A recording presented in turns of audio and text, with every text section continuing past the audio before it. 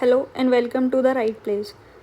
This video is regarding Social Security's one pager notes और आपको इसका लिंक डिस्क्रिप्शन बॉक्स में मिल जाएगा. I will explain you these notes. अगर आपने बिल्कुल नहीं पढ़ा है ये और आप पूरा इसको छोड़ के जाने का सोच रहे हैं तो आई रिकमेंड यू कि आप ये वीडियो देख लें और ये नोट्स मल्टीपल टाइम्स पढ़ लें. आपका बहुत फ़ायदा हो जाएगा.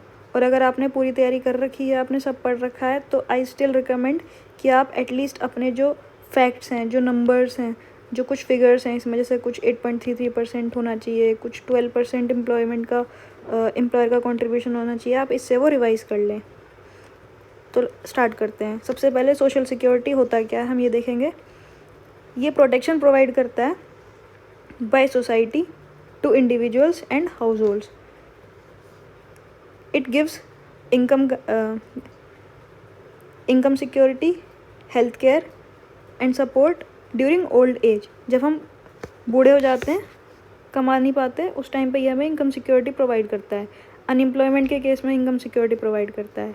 ये इंपॉर्टेंट है कि इसको इस्टेब्लिश किया गया है एज बेसिक ह्यूमन राइट, कि ये हर किसी के पास होना चाहिए. Social security basic human right है ILO's के डिक्लेरेशन में. This is International Labour Organization. इसके कुछ ऑब्जेक्टिव्स हैं. जो अनेबल टू वर्क लोग हैं, जो काम नहीं कर सकते, उनको हेल्प करना, मेंटेन करना पर्सनल वेलफेयर ऑफ सिटीजन्स और standard of living of whole country.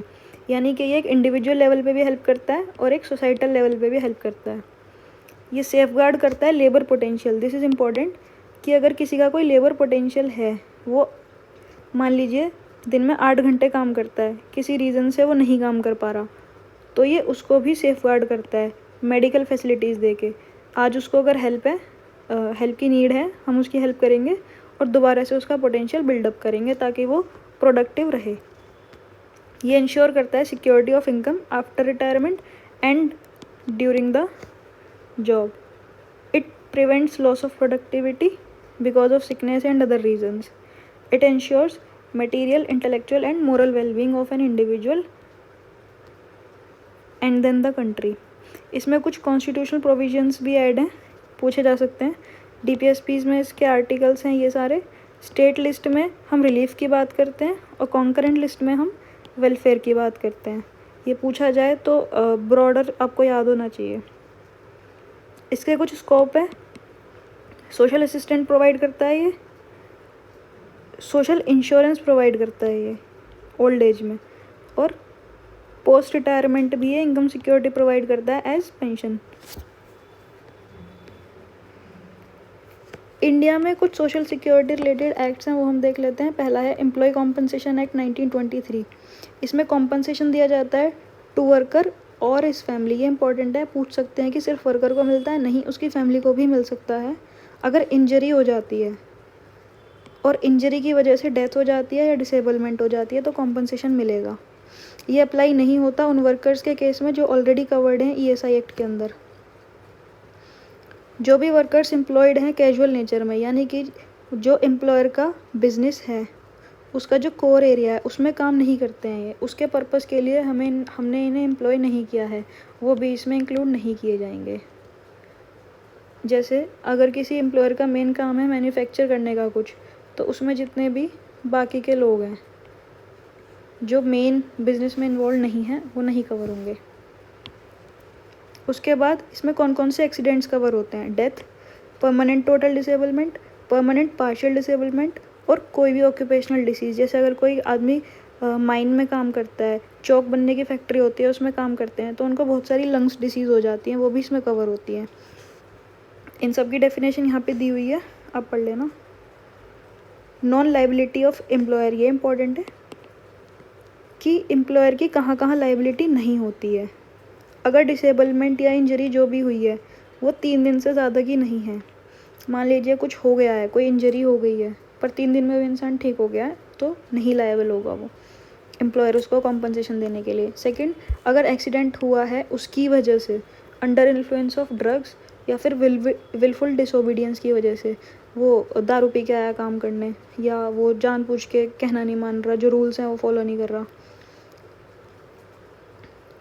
Also employ if employ does not present for medical examination immediately after accident, अगर वो अपना मेडिकल एग्जामिनेशन करवाने से ही मना कर देता है तब भी वो एम्प्लॉय लायबल नहीं होगा उसको कॉम्पनसेशन देने के लिए। कॉम्पनसेशन ये सारे मिलेंगे। इसमें एक चीज़ इंपॉर्टेंट है कि रीइम्बर्समेंट मेडिकल एक्सपेंस का हर केस में मिलेगा।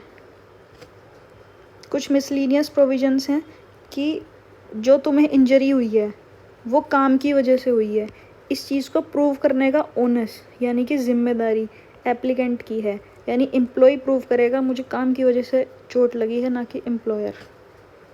Principal of no fault applies hair.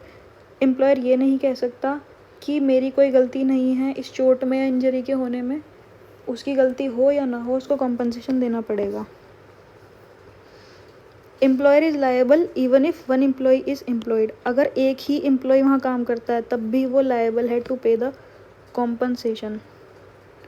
उसके बाद आते हैं हम वर्कमैन कॉम्पनसेशन अमेंडमेंट एक्ट 2009, यानी कि इसमें कुछ अमेंडमेंट्स हुए हैं वो सारे देख लीजिएगा। इसमें इंपॉर्टेंट ये है कि केस का डिस्पोजल होना ज़रूरी है विदिन 3 मंथ्स।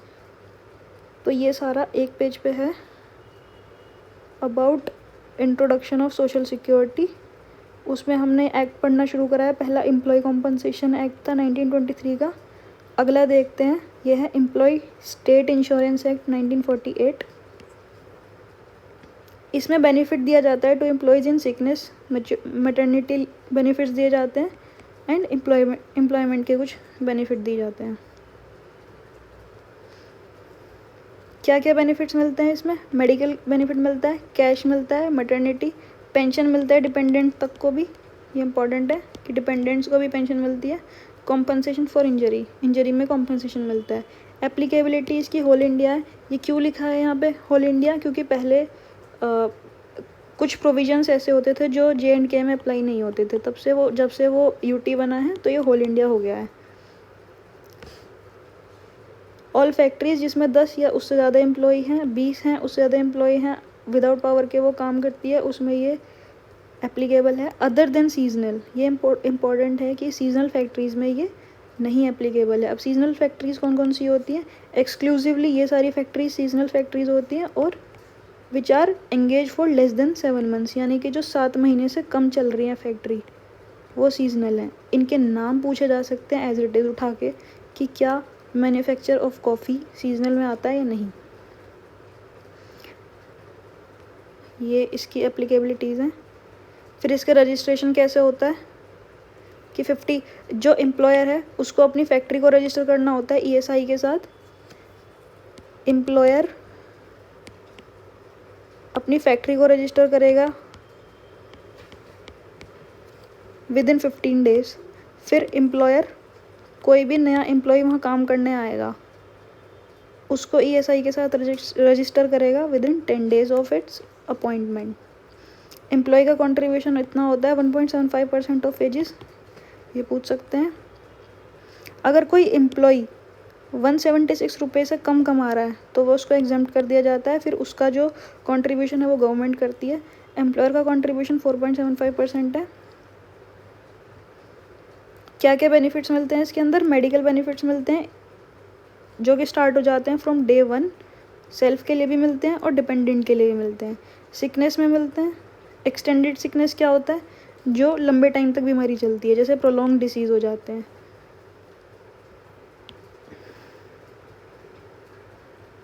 इन्हेंस्ड सिकनेस, ये इंपॉर्टेंट वर्ड्स है, ये आपसे डेफिनेशन में भी पूछ सकते हैं वो कि एक्सटेंडेड सिकनेस क्या होती है, इन्हेंस्ड सिकनेस क्या होती है। इसमें कैश बेनिफिट मिलते हैं फॉर स्टेरिलाइजेशन और ट्यूबेक्टोमी।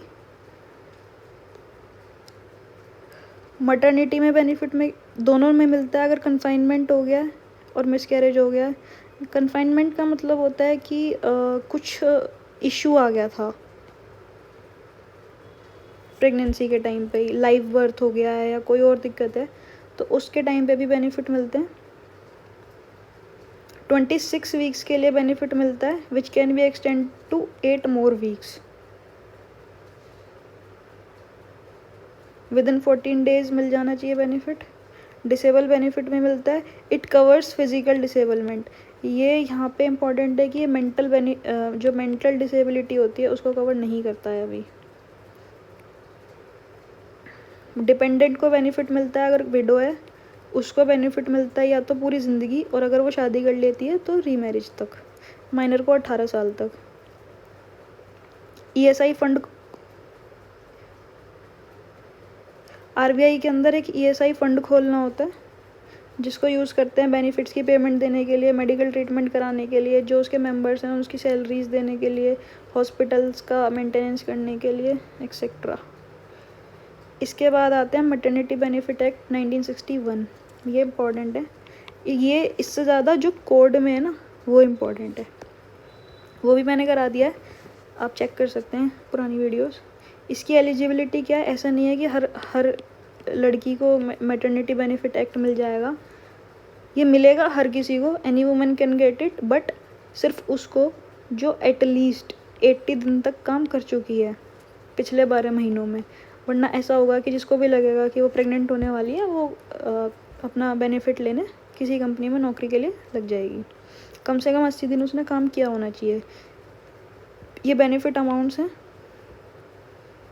ये है कि नो आर्डियस और लॉन्ग आवर, यानी कि जो भी प्रेग्नेंट लड़की है वो ऑन रिक्वेस्ट डिमांड कर सकती है कि जब भी उसकी डिलीवरी डेट है, बिफोर डिलीवरी, उसके 6 हफ्ते पहले से, मतलब इस दिन उसकी डिलीवरी है उसके 6 हफ्ते पहले, यहाँ से तो उसकी बेनिफिट शुरू हो जाएंगे, उससे पहले जो 1 महीना पड़ेगा, 1 month, immediately preceding period of 6 months, ये वाला जो महीना है, इसमें वो बोल सकती है कि मुझे लॉन्ग आवर्स काम मत दो, स्टैंडिंग काम मत दो, हार्ड काम मत दो।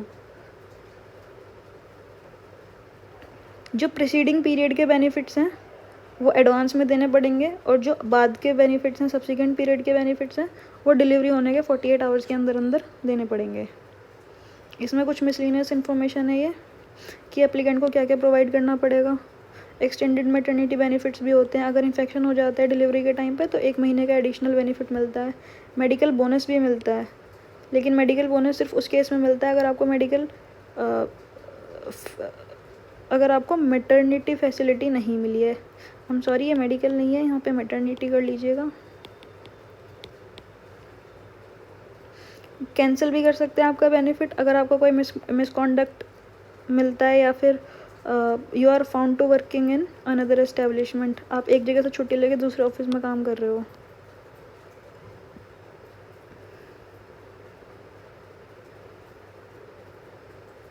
ये कुछ ऑफेंसेस और पेनल्टीज़ हैं, जस्ट गो थ्रू देम।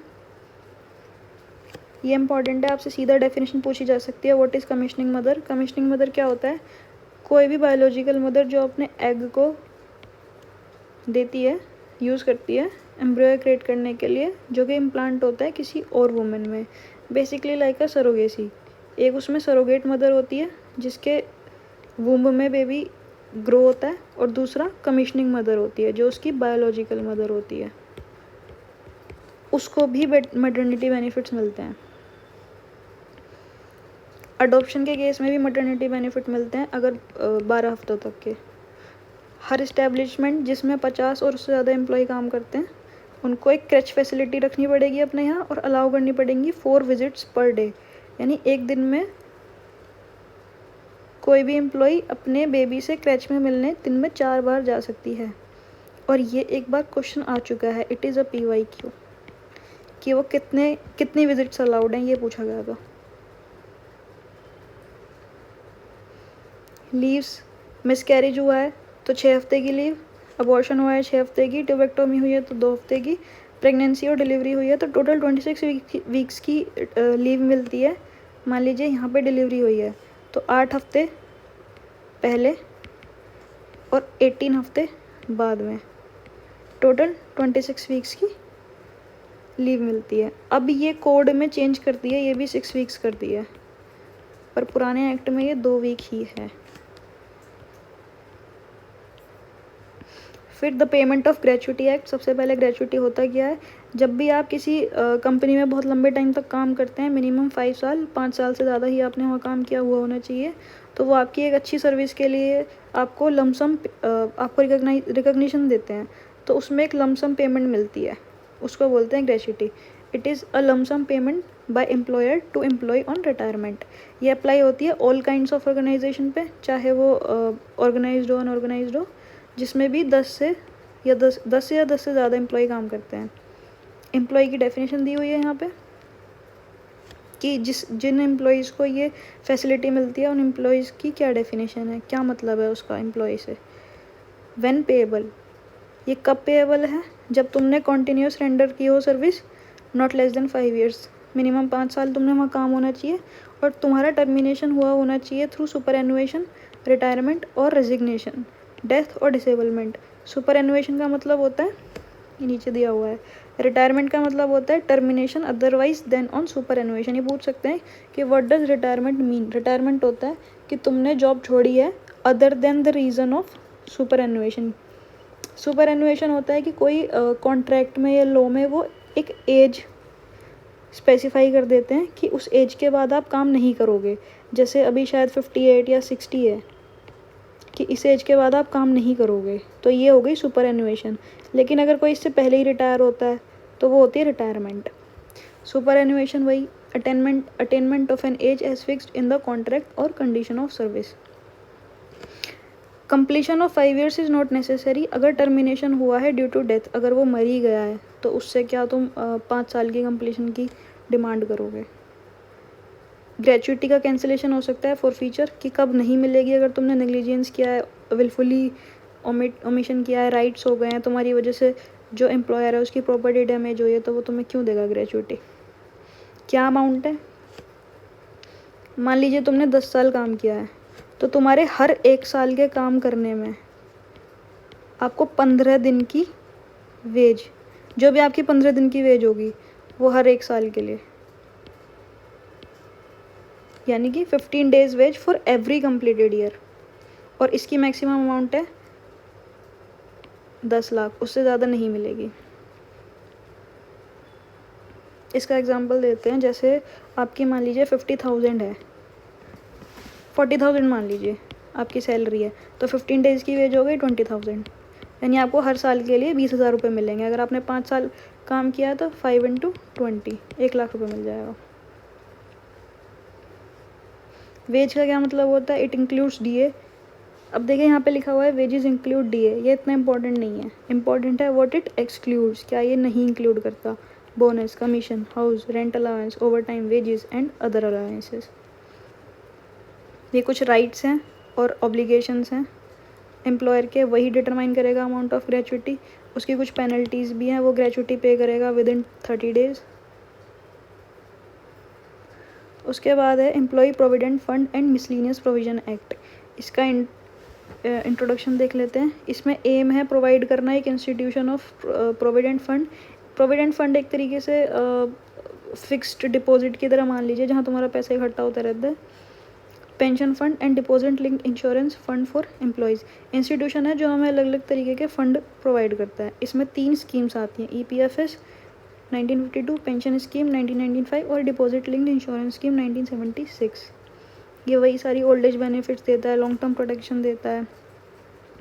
ये इंपॉर्टेंट है। ये एक्ट कौन एडमिनिस्टर करता है, EPFO। ये एप्लीकेबल है टू एस्टेब्लिशमेंट जिसमें 20 या उससे ज़्यादा एम्प्लॉय काम करते हैं। नॉन एप्लीकेबिलिटी फॉर 4 पर्सन्स नहीं है, ये 4 है। जो शॉर्ट ड्यूरेशन के लिए एम्प्लॉयड हैं उनके लिए नहीं एप्लीकेबल है ये, जो सेंटर और स्टेट गवर्नमेंट में है उनके लिए भी नहीं है। सुपर एनुएशन की देखिए यहाँ पे डेट मेंशन है, इस एक्ट में सुपर एनुएशन की डेट मेंशन है 58 ईयर्स ऑफ एज, कि इसके बाद आप रिटायर हो जाओगे। बेसिक वेज की डेफिनेशन दी हुई है, इसमें इंक्लूड नहीं होता फूड कंसेशन।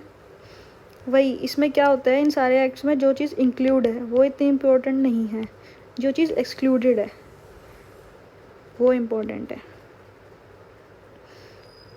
फिर दूसरी स्कीम है एम्प्लॉय प्रोविडेंट फंड स्कीम। ये उनके लिए है जिनकी वेज कम है 15,000 से। एक्सक्लूड कर देता है उन एम्प्लॉयज़ को जिनकी वेज एक्सीड्स 15K, यानी कि जिनकी वेज 15,000 से ज़्यादा है वो इनको नहीं काउंट करता। कंट्रीब्यूशन बाय एम्प्लॉयर 10% देता है वो।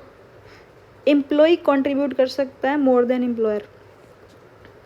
पर एम्प्लॉयर की कोई ऑब्लिगेशन नहीं है कि जितना एम्प्लॉय करे वो ही उतना करे। इसमें कुछ एडवांसेस एंड विड्रॉल्स हैं, ये इंपॉर्टेंट है, आपको याद रखने पड़ेंगे। कुछ नॉन रिफंडेबल एडवांसेस हैं जिनको आपको वापस नहीं करना, कुछ रिफंडेबल एडवांसेस हैं जिनको आप वापस करोगे, और कुछ विड्रॉल्स हैं जो आप अपना पैसा विड्रॉ कर सकते हो। घर बनाने में आप अपना पैसा विड्रॉ कर सकते हो, डेथ के टाइम पे विड्रॉ कर सकते हो, एक्सेट्रा।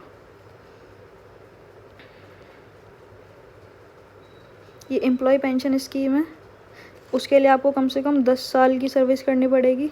सुपर एनुएशन पेंशन मिलेगी 58 ईयर्स की एज में, और डिस्काउंटेड रेट पे 50 ईयर्स में मिलेगी। इन सिचुएशंस में पेंशन मिलेगी, पढ़ लीजिएगा आप ये सब। Employ deposit linked insurance scheme है, ये इंश्योरेंस बेनिफिट देती है। इसमें इम्पॉर्टेंट है ये चीज़ कि employees are not required to contribute और एम्प्लॉयर्स 1% कंट्रीब्यूट करते हैं अपनी वेज एमोल्यूमेंट का। एडमिनिस्ट्रेटिव एक्सपेंसेस एम्प्लॉयर बियर करता है। अगर इंसॉल्वेंसी हो जाती है तो जितने भी ये जितना कंट्रीब्यूशन है टू पीएस नहीं है, पीएफ है, उनको प्रायोरिटी मिलती है देन अदर पेमेंट्स। अगर इंसॉल्वेंट हो जाता है हमारा एम्प्लॉयर, तो रिकवरी करने के लिए जो रिकवरी ऑफिसर होता है वो अटैच कर सकता है उसकी प्रॉपर्टी, अरेस्ट करा सकता है। इसमें कुछ रीसेंट अमेंडमेंट्स हुए हैं, ये इंपॉर्टेंट है कि लिमिटेशन पीरियड ऑफ इंक्वायरीज, यानी कि वो पीरियड जिसमें इंक्वायरी हो सकती है, जो गवर्नमेंट हैं, सारी ऑफिसेज हैं, अथॉरिटीज़ हैं, वो इंक्वायरी कर सकते हैं। इन एक्ट में वो इतने साल की इंक्वायरी है, और इनका जो कंक्लूजन है वो 2 साल के अंदर आ जाना चाहिए। यूनिवर्सल अकाउंट नंबर, इस पर एक बार क्वेश्चन आया हुआ है कि यूएएन नंबर मिलता है इसके अंदर, आपको पता ही है।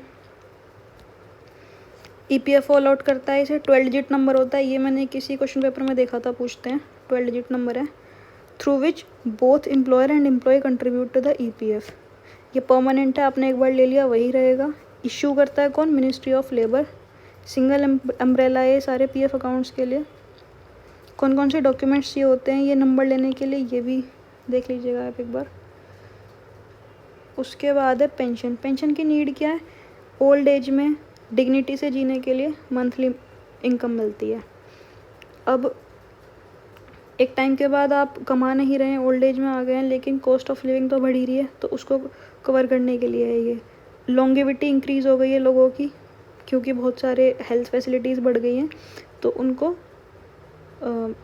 उनके लिए ज़रूरी है ये। लोग ज़्यादा जी रहे हैं, तो ओल्ड एज के टाइम पे उनको हेल्प चाहिए। अगर माइग्रेशन टू सिटीज़, जो यूथ है घर का वो माइग्रेट कर जाता है, तो जो ओल्ड लोग पीछे रह जाते हैं उनके लिए पेंशन की ज़रूरत है, उनको डिग्निटी से जीने के लिए। इंडिया में क्या स्टेटस है? It is shifting from defined benefit pension to defined contribution pension. ये इंपॉर्टेंट है कि पहले क्या होता था, हर महीने एक डिफाइंड बेनिफिट मिल जाता था कि आपको 30,000 रुपये पेंशन मिल जाएगी। अब क्या है? डिफाइंड कंट्रीब्यूशन है कि आपका कंट्रीब्यूशन डिफाइंड है कि आप कितना कंट्रीब्यूट कर सकते हैं, पर बेनिफिट डिफाइंड नहीं है। क्यों?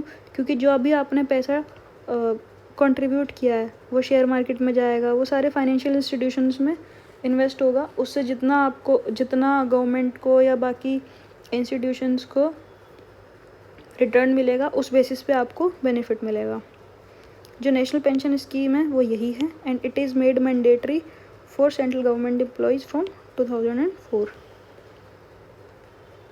एनपीएस को एक्सटेंड कर दिया गया है प्राइवेट और अनऑर्गेनाइज सेक्टर्स के लिए भी वॉलेंट्री बेसिस पे 2009 से। ये ईयर याद रख लीजिएगा।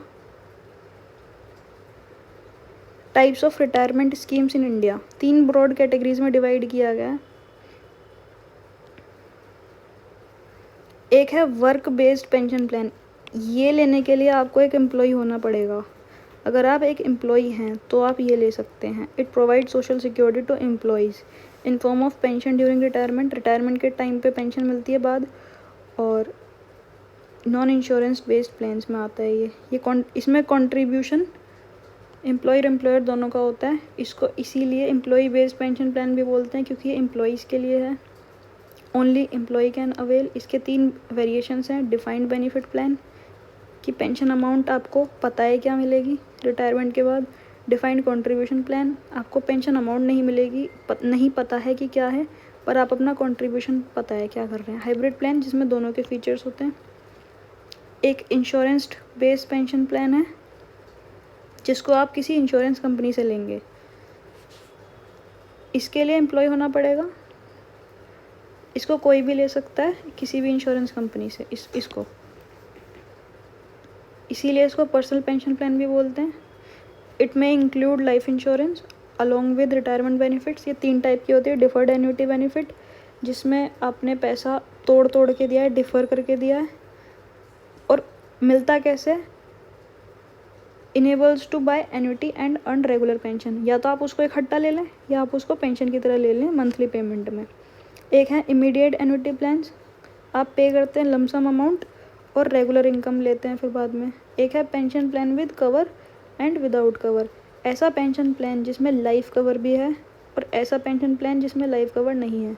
अगर लाइफ कवर है तो डेथ कंपनसेशन मिलेगा, नहीं है तो सिर्फ आपको लमसम अमाउंट यानी कि एन्युटी मिल जाएगी, लाइफ कवर नहीं मिलेगा। फिर पब्लिक प्रोविडेंट फंड है, ये स्मॉल सेविंग स्कीम है। इट मोबिलाइज करता है स्मॉल सेविंग स्कीम्स, और जो आपका पैसा है उसको इकोनॉमी में लगाता है। सेविंग कम टैक्स सेविंग इन्वेस्टमेंट भी बोलते हैं इसको, कि ये आपकी तो सेविंग हो ही रही है अगर आप इसमें पैसा डाल रहे हैं, उसके साथ साथ आप टैक्स भी सेव कर सकते हैं। अभी जो रिसेंटली यूपीएससी का एग्ज़ाम हुआ है सीएससी का, उसमें एक क्वेश्चन आया था कि रीट और इन्वेट्स, ये फाइनेंशियल इंस्ट्रूमेंट्स हैं इन्वेस्ट करने के लिए। इनमें जो इन्वेस्टमेंट होती है उस पे जो इंटरेस्ट मिलता है, क्या उस पर टैक्स लगता है या नहीं लगता, ये क्वेश्चन था। इससे पता चलता है कि यूपीएससी कितना डीप में घुस के क्वेश्चन पूछ रही है। That's why this question is important, कि स्मॉल सेविंग स्कीम्स में टैक्स रिडक्शंस मिलते हैं या नहीं मिलते।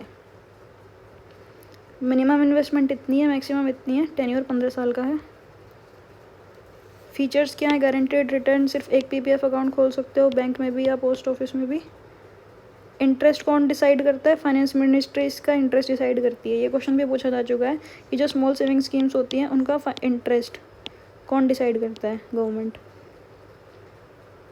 कोई एज रिस्ट्रिक्शंस नहीं है। Infants can also have account, बस उनका अकाउंट हैंडल करेंगे उनके पेरेंट्स, जैसे आजकल इंस्टाग्राम पे बहुत चल रहा है, छोटे छोटे बच्चों का अकाउंट खोलते हैं एंड हैंडल्ड बाय पेरेंट्स लिख देते हैं, ऐसे ही।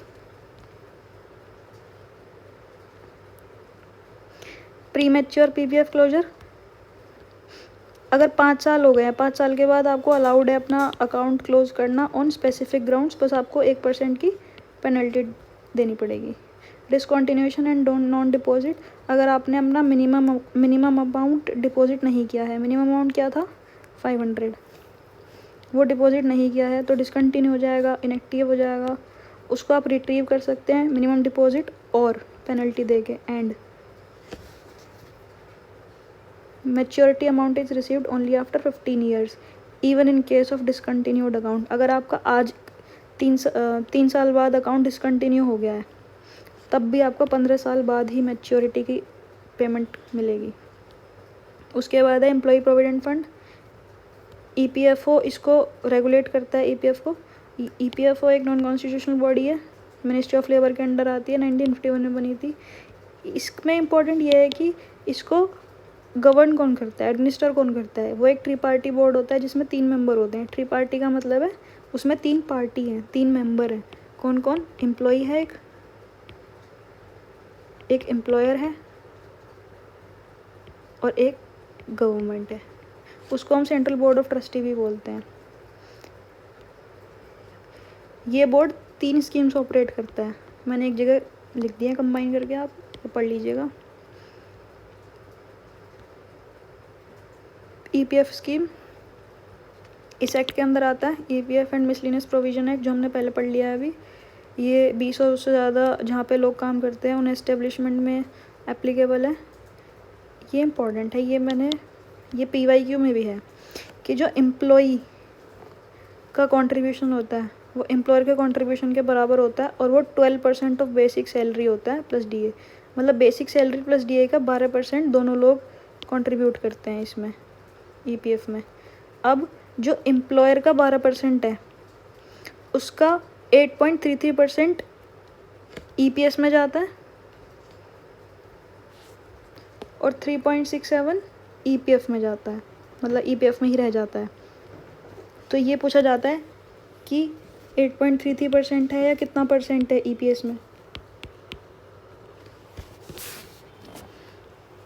उसके बाद है return on interest on EPF, वो 8.10% मिलता है पर एनम।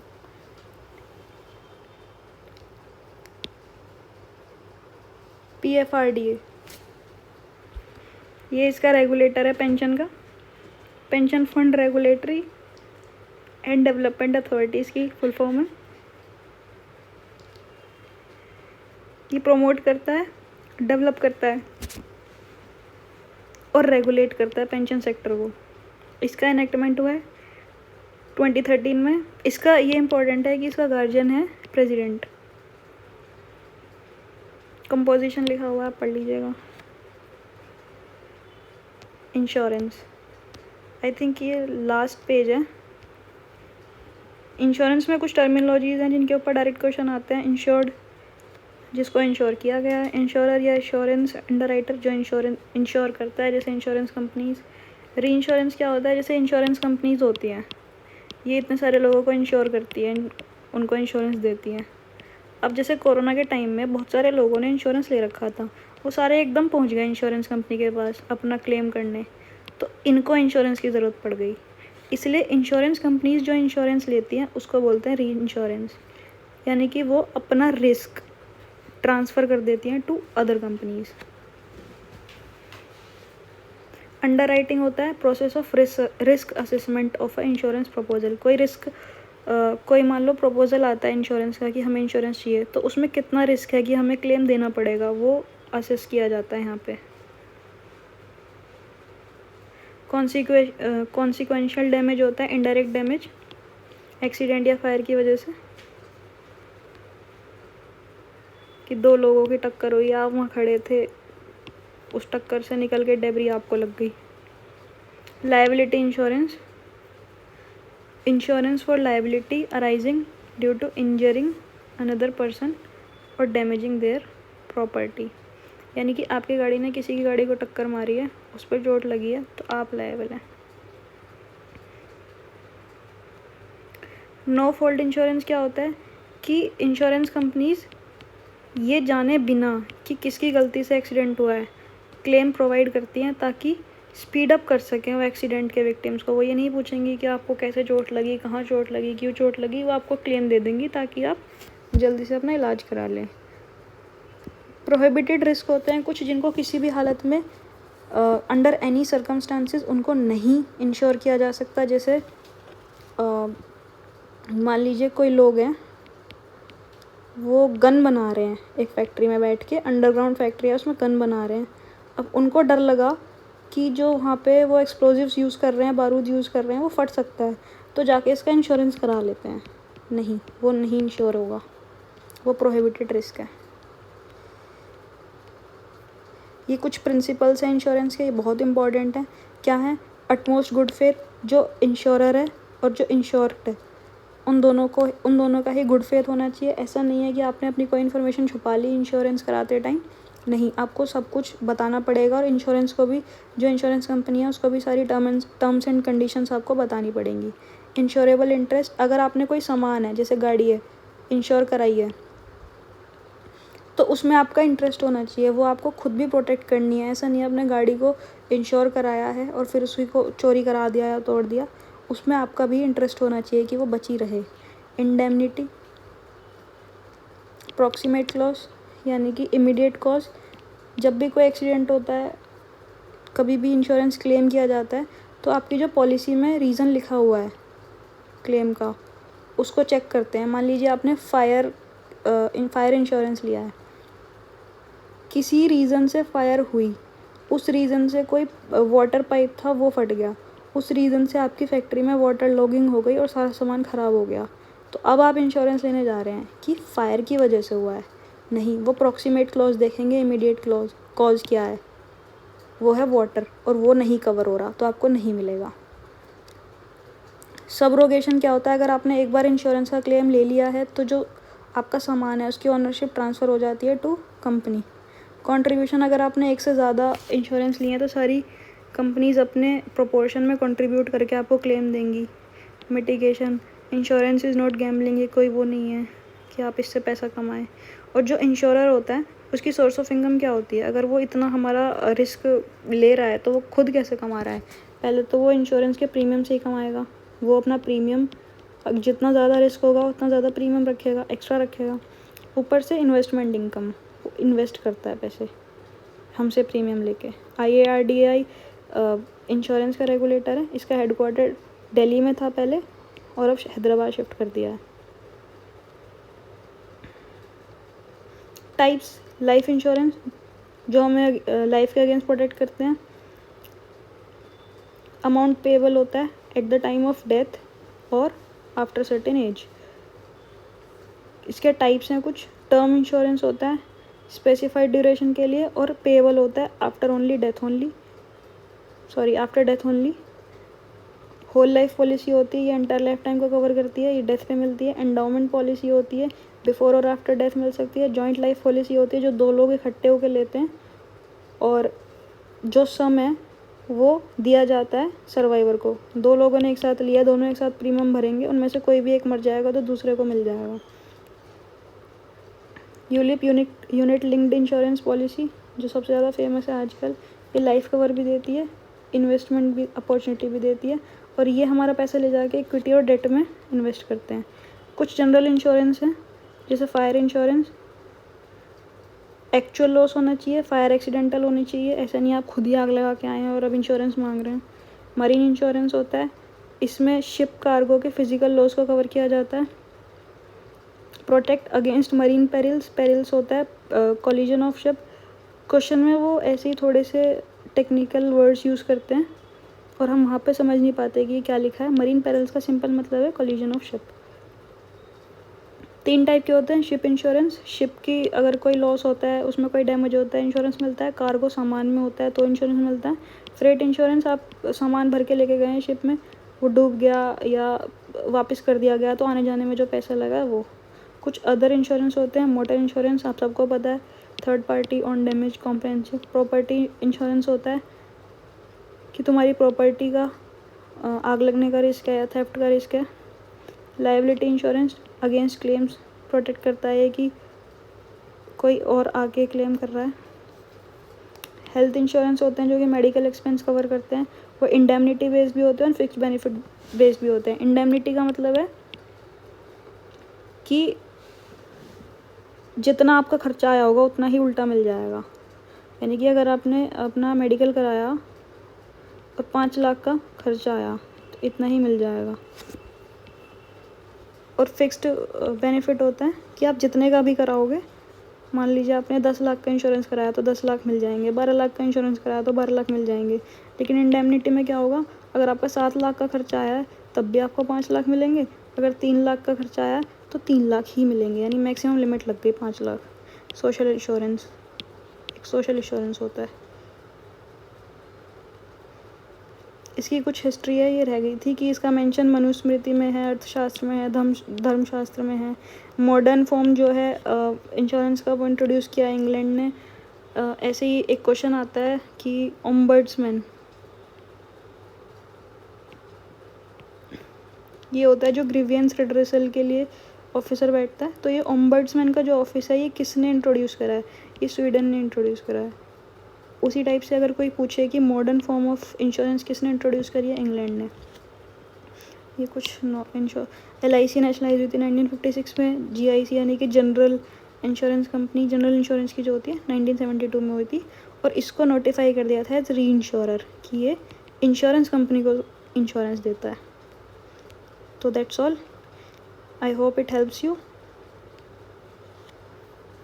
ये 9 पेजेस में सारा सोशल सिक्योरिटी कवर हो गया है। कुछ स्कीम्स हैं वो मैंने इसमें नहीं कवर करी है क्योंकि फिर 1 पेजर का फ़ायदा नहीं है, वो बहुत बड़ा हो जाता।